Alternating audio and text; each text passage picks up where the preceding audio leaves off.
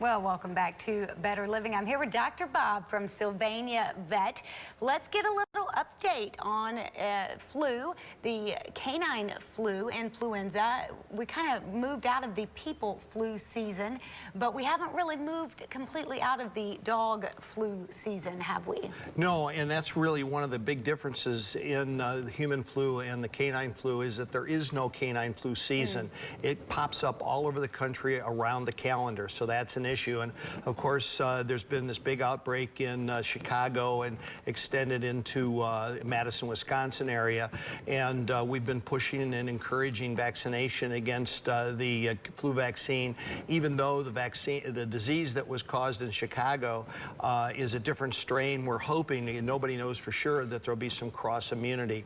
The latest update is that there's been 3 cases diagnosed in Michigan, 2 of them in Kent County, which is over by Grand Rapids, and then 1 in Macomb County, which is the northern Detroit area. That's getting a little close. Yeah. And then there was a case also diagnosed and verified in Newark, Ohio, which is outside of Columbus.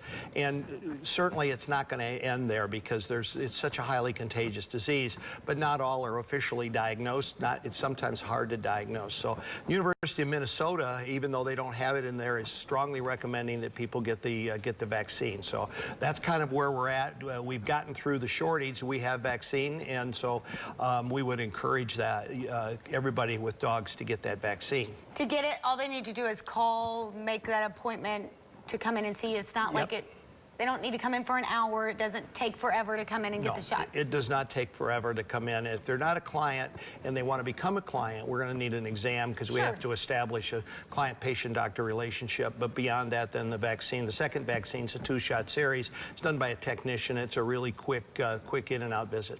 All right. Well, let's start talking about food. I don't want to use the term trendy because I think it is a serious issue, but the somewhat trendy thing people talk about is being gluten-free. You know, I'm going to eat gluten-free, it's healthier for me. But gluten is something that also affects animals, yes? No. It doesn't? I thought it did. No, there's only... See, what do I know? I give up. There's only one breed of dog that has any gluten issues, and that's the Irish Setter, and it's very rare in the Irish Setter.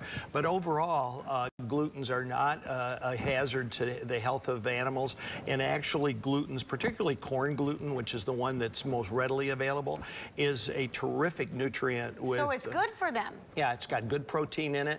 It has a lot of omegas and essential fatty acids involved in all of that factor. But the corn gluten protein is really quite a good protein, and it supplements the protein in the diet. So then what should I be looking for? My poor dog maybe has not been eating well then, because I thought that that's what I should be looking for when I'm reading the nutrition stuff, you know, on the label. What should I be looking for? Well, you know, we can start a really long conversation. There's a lot of myths out there, and so over the next few times I'm on, we're going to talk in some detail about a lot of these myths.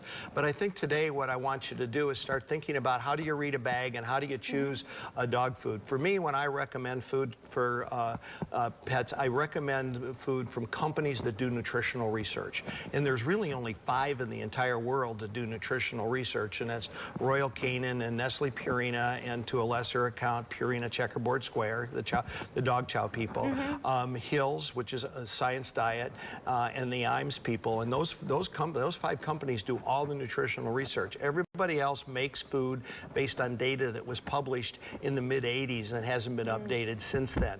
So that's one factor. A really big thing is you read labels and you're looking at ingredient lists, and ingredients are listed from most to least, and so the more ingredients there doesn't have to be very much of any given one, because all you have to do is list the one that's the most, and then they're able to label that as like a lamb and rice food, but there may be 6 other nutrients in there, meaning that the lamb makes up a very small part of it.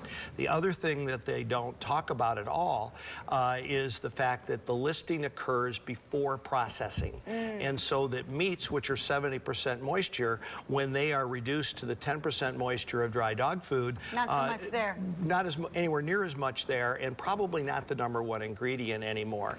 Another factor is that you should know who's making your pet food. And so look at the label and see if it says made in the U.S. by Hills, or is it made for the XYZ pet food company. When they say made for, they don't tell you who's making it. Right. And you don't know anything about their quality control. You don't know anything about the purity of the product. And the other factor is that nowhere on the label does it talk about how things are processed. And so there are different qualities of beef that goes in meats that go in. There are 5 grades of corn that are out there, and you have no idea which grade those are. You're right. We're going to have to talk about this for several more times. Real fast question. We got about 10 seconds. Do I have to keep my animal on the same food forever? No. You can switch it up. It's not going to... It's usually a good idea to take just a few days to make a transition, and you want to feed age-appropriate food, because there can be some issues feeding safe for all ages. Sure. That makes a lot of sense. Things I didn't know. And now I know that dogs don't have to be gluten-free. Good information, as always, from Dr. Bob. If you want more information, or if you need to get your dog vaccinated, all you have to do is call Sylvania Vet. We'll be right back on Better Living.